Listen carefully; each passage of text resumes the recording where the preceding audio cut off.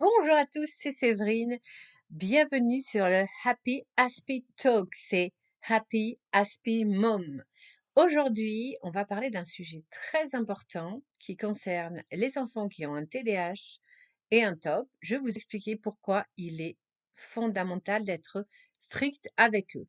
Mais ça marche aussi pour les autres enfants qui sont pas forcément TDAH ou TOP, parce qu'après tout, nous sommes dans une société où il y a énormément de laxisme parental. Et pour qu'un enfant avance dans la vie, eh bien, il faut vraiment lui montrer quelles sont les limites à ne pas dépasser. C'est très structurant pour eux. Donc moi, j'ai deux enfants qui ont un TDAH. Ma fille a 16 ans, mon petit dernier, le tourbillon, a 10 ans. Et comme souvent, le TDAH est arrivé avec un TOP. Alors, qu'est-ce que c'est que le TOP? C'est un trouble d'opposition avec provocation. C'est un trouble vraiment dont on parle très peu parce que ça met en mouvement des choses qu'on préfère ne pas voir. C'est-à-dire que quand on vous dit que c'est l'opposition avec provocation, c'est-à-dire que l'enfant, en fait, il ne se contrôle pas et il va être constamment en train de s'opposer à vous, constamment en train de vous provoquer et ça peut aller très loin. Je vais vous donner des exemples. Et très souvent, ce top, il est dirigé presque exclusivement sur la maman. C'est-à-dire que la maman, elle va se prendre des insultes, elle va se prendre des insolences, des choses qui pourraient la rendre complètement chèvre. Mais vous allez voir, pas de panique grâce à ce podcast. Je vais vous donner des techniques très efficaces. Alors moi, si vous voulez, on va commencer par ma fille parce que le top, il s'est vu évidemment plus rapidement avec ma fille puisqu'elle est plus âgée. Ma fille, son top, ça a été du genre, par exemple, alors ça peut être des choses un petit peu anodines, comme par exemple, ne vouloir mettre que certains vêtements, alors que les autres vêtements qu'elle ne veut pas mettre, c'est elle-même qui les a choisis en magasin, mais elle va les mettre 2 ou 3 fois et puis finalement, elle va se focaliser que sur certains vêtements, puis elle va vous dire que en fait, elle a plus rien à se mettre. Donc ça, c'est une des façons de faire un top, c'est-à-dire de, vouloir mettre que ce qu'elle a envie de mettre. Évidemment, ça pose problème quand on n'est pas milliardaire, on n'a pas les moyens de racheter des vêtements tous les 2 mois. L'autre, façon, cette fois plus violente de s'opposer, ça va être par, l'insolence. Moi, je sais que là où j'ai commencé à me rendre compte que le top, ça pouvait être quelque chose de très grave, c'est quand ma fille a commencé à me faire des réflexions sur mon physique. C'est-à-dire que ces enfants, ils vont avoir, si vous voulez, le chic pour vous redire la phrase qui va vous faire mal. Ça, vraiment, il va y avoir de la cruauté. Et je n'hésite pas à employer ce mot parce que moi, ce que ma fille m'a dit, c'est très cruel en fait. Et par contre, je ne pense pas qu'ils se rendent compte de la portée de leurs mots. Je pense que c'est quelque chose qu'ils ne contrôlent pas. Je ne sais pas d'où ça vient. Et moi, à partir de là, bah, j'ai commencé à sévir parce que c'est vrai qu'avant, le top, finalement, comme c'est fatigant quand ils sont toujours dans l'opposition, il n'y avait pas vraiment de sanctions pour qu'elles prennent conscience. Parce que ce sont des enfants qui ont besoin d'avoir des sanctions dans le temps pour prendre conscience qu'ils ne peuvent pas continuer à avoir ce comportement, que certes, ils ont un TDAH et un TOP, mais que cela ne les excuse pas. Alors moi, ce que j'ai fait, donc suite à vraiment ce commentaire vraiment méchant sur mon physique, eh bien, ce que j'ai fait, c'est que j'ai dit à ma fille que déjà que c'était inadmissible ce qu'elle avait fait, être comme ça, m'insulter, me manquer de respect à moi, sa mère, en fait, qui fait tout pour elle. Et du coup, la première sanction, eh bien, ça a été pendant 6 mois, elle n'a pas eu son téléphone portable et j'ai tenu. Voilà. Et effectivement, au fil du temps, je peux vous dire qu'elle a fini par comprendre et je n'ai plus jamais eu de remarques sur mon physique. Donc vraiment, soyez très très ferme. Alors quand elle m'a fait ses remarques sur mon physique, et c'était une Noël, elle devait avoir, je pense, 11 ans, 12 ans, quelque chose comme ça. Voilà. Récemment, mon petit tourbillon qui a 10 ans, voilà un exemple de top. C'était le matin, je venais de passer une sale nuit parce que pour ceux qui sont nouveaux sur cette chaîne, en fait, je suis malade, j'ai une maladie orpheline, j'ai un symptôme, un système sympathique hypertonique, ce qui fait que je suis réveillée plein de fois la nuit, j'ai essayé plein de choses, mais pour l'instant, c'est des choses qui me font du bien dans la journée, mais qui ne changent rien à ma problématique de nuit, ce qui fait que je suis épuisée. Et puis, il y a des moments de crise où j'ai des nuits, voilà, j'ai des nuits très, très mauvaises et des nuits mauvaises. Et là, j'étais vraiment dans une période, j'avais une sale nuit, j'arrivais à peine à marcher, j'étais même pas en état de préparer mon petit déjeuner et j'ai demandé à mon tourbillon de 10 ans de m'aider à voilà, mettre en place mes affaires pour mon petit déjeuner, quelque chose de très simple, qu'il sait parfaitement faire, qui lui aurait pris quelques minutes. Et là, il me répond, déjà, il me crie dessus et il me répond qu'il n'est pas mon larbin, qu'il en a marre, que ce soit toujours à lui, euh, qu'on demande ces choses-là. Et alors, évidemment, ça m'a anéanti. Mais comme j'étais épuisée, je ne l'ai pas grondé sur le moment, en fait. Et ce n'est que quelques heures plus tard que j'ai pris conscience que il avait que 10 ans, bon sang, et à 10 ans, il se permettait d'être méchant, de hurler déjà sur sa mère, de refuser de l'aider alors il savait que j'étais pas bien physiquement. Donc déjà, manque de respect, je crie, je suis égocentrique. Non, là, c'était pas possible. Et tout ça parce que monsieur, soi-disant, était fatigué. Vous voyez, à 10 ans, il est fatigué le matin. C'était juste de la pure paresse. Donc moi, ce que j'ai fait, c'est que je l'ai puni quelque temps plus tard, donc c'était dans la journée, mais je lui ai vraiment expliqué pourquoi. Je pense qu'il faut leur dire pourquoi on les punit.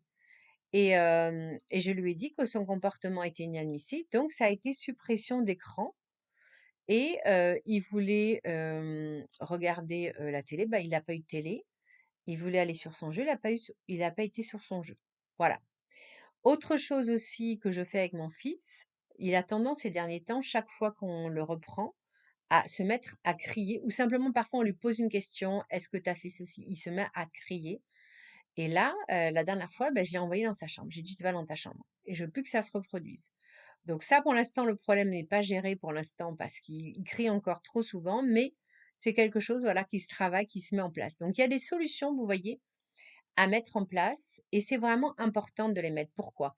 Parce que si vous ne punissez pas de manière significative votre enfant, qu'est-ce qui va se passer? Votre enfant va devenir un prédélinquant et un délinquant. C'est-à-dire que moi, voilà, j'ai beaucoup de témoignages d'enfants qui se retrouvent après, on les accepte plus au collège et ils vont dans des instituts médico-éducatifs pour enfants à problème parce que, eh bien voilà, leurs parents, bon, très souvent, c'est des mamans célibataires, eh bien, elles n'ont pas eu la force, on les a pas aidées, on les a pas accompagnées pour mettre en place des stratégies éducatives protectrices pour l'enfant. Et l'enfant est devenu insupportable. Il y a des enfants, par exemple, moi j'ai vu beaucoup de témoignages de mères qui étaient heureuses que leur enfant aille dans ces centres parce qu'elles n'en pouvaient plus. L'enfant cassait des vitres de rage dès qu'elle leur demandait de faire quelque chose. L'enfant les poussait, les insultait, leur faisait des doigts d'honneur. Donc, vous voyez ce qui vous attend. Je ne sais pas quel âge a votre enfant, mais il faut mettre en place ces stratégies éducatives pour contrecarrer le top dès que ça se déclenche. N'attendez pas qu'il soit trop tard. N'attendez pas que votre enfant se retrouve dans un institut médico-éducatif et parce que vraiment ces mômes après, c'est, la voie directe, c'est la délinquance. Il y en a énormément qui après vont être incapables de supporter la moindre autorité, la moindre contrainte, la moindre discipline et puis ils ne vont pas être capables de faire des études et quand on n'est pas capable de faire des études, eh bien, la délinquance nous attend les bras ouverts. Alors, soyez fermes les super parents et vraiment je veux encourager particulièrement les mamans solo parce que c'est difficile quand on a un boulot, qu'on est crevé. Mais voilà, vous êtes ferme, il n'y a pas besoin, voilà, de crier, en fait. Il faut s'entraîner à parler, vous voyez, d'un ton ferme en disant, voilà, ton comportement est inadmissible parce que tu as fait ceci, ceci, cela. Tu dois me respecter, je suis ta mère. Et si tu ne le fais pas, tu vas avoir des punitions strictes, fermes et sévères. Et donc, les punitions qui fonctionnent le mieux, c'est la suppression du téléphone portable, c'est la suppression des écrans. Et selon la gravité de l'opposition, de la provocation, selon l'âge évidemment, comme ma fille qui avait 12 ans, qui m'a dit vraiment une remarque très méchante sur mon physique, là ça a été 6 mois, vous voyez. Selon la gravité, évidemment, ça ne sera pas 6 mois d'interdiction à chaque fois. Mais commencer, vraiment, ça peut être une punition, voilà, qui va durer une journée entière, une privation d'écran, ou ça peut durer une semaine, voilà. Par contre, attention, une fois que la punition est posée, super important, vous redescendez. Il faut plus être dans la colère. Il faut vous dire que votre enfant, il souffre autant que vous. Un enfant qui n'arrive plus à respecter un adulte, c'est un enfant qui est vraiment dans un déséquilibre très grave.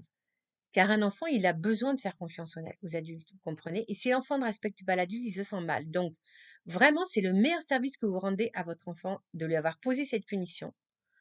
Mais une fois que la punition est posée, vous la tenez, voilà. Et vous redescendez et vous lui parlez normalement et vous faites le reste des activités normalement. Après, vous ne faites pas non plus de surenchère de punition.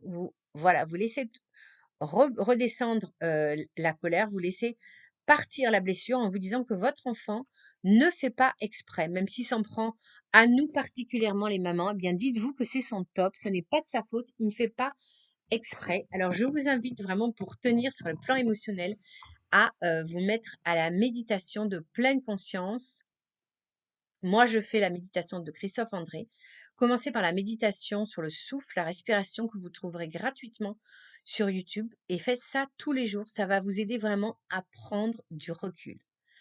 Voilà, j'espère que ce post vous aura alerté sur les dangers du top, vous aura fait prendre conscience de la nécessité d'être très ferme sur ces comportements insolents, provocateurs d'opposition et que cela vous aura aidé aussi après à redescendre et à rester le reste du temps dans la bienveillance. Je sais que c'est pas facile, les choses vont se mettre en place petit à petit, tout ne sera pas réglé en une fois, mais persévérez et vous verrez que les résultats seront là. En tout cas, moi, je vous dis, il y a beaucoup d'améliorations au niveau de ma fille. Il y a encore beaucoup de choses à travailler, mais on en reparlera peut-être une autre fois. En tout cas, si vous avez des témoignages, des questions, mettez-moi des commentaires et surtout, s'il vous plaît, likez, partagez.